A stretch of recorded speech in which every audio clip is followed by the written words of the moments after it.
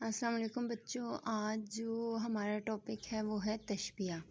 تشبیہ کے معنی کسی چیز کو کسی خاصیت کی بنا پر کسی دوسری شے سے ملانا یا اس کے مشابہ قرار دینا ہے۔ مثلاً حاتم طائی جیسے سخی، خزاں کی مانند بے رونق، تلوار کی طرح تیز، دودھ سا سفید، طوطے کی مانند مطلبی، چاندی سی چمکیلی۔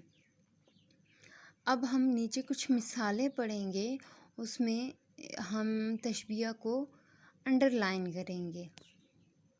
سب سے پہلی مثال دیکھیں، نیک انسان کا چہرہ 14ویں کے چاند کی مانند روشن ہے۔ اب نیک انسان کو کس سے تشبیہ دیا گیا ہے؟ 14ویں کے چاند سے تشبیہ دیا گیا ہے کہ نیک انسان کا چہرہ 14ویں کے چاند کی مانند روشن ہوتا ہے۔ اب دوسری مثال دیکھیں، حضرت علی شیر کی طرح بہادر تھے۔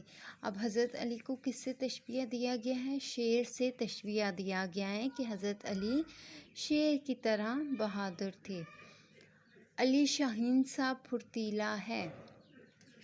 اب اس مثال میں علی کو کس سے تشبیہ دیا گیا ہے؟ شاہین سے تشبیہ دیا گیا ہے کہ علی شاہین سا پھرتیلا ہے، اس کی نظر عقاب کی طرح تیز ہے۔ اب کس سے اس مثال میں کس سے تشبیہ دیا گیا ہے؟ عقاب سے تشبیہ دیا گیا ہے کہ اس کی نظر عقاب جیسی تیز ہے، وہ تو بخار میں بھٹی کی طرح تپ رہا ہے۔ اب اس میں کس سے تشبیہ دیا گیا ہے؟ بھٹی سے تشبیہ دیا گیا ہے کہ وہ تو بخار میں بھٹی کی طرح تپ رہا ہے۔ یہ روٹی تو پتھر جیسی سخت ہے۔ اب اس میں روٹی کو کس سے تشبیہ دیا گیا ہے؟ پتھر سے تشبیہ دیا گیا ہے۔ پھولوں پر شبنم کے قطرے موتیوں کی مانند لگ رہے ہیں۔ اب اس میں دیکھیں کہ پھولوں کو کس سے تشبیہ دیا گیا ہے؟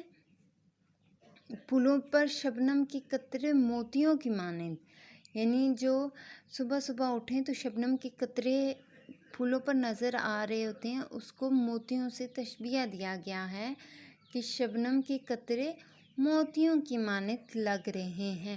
امید ہے آپ کو تشبیہ سمجھ آ گیا ہوگا اور باقی مشق کرنے میں آپ کو دشواری پیش نہیں آئے گی۔ شکریہ۔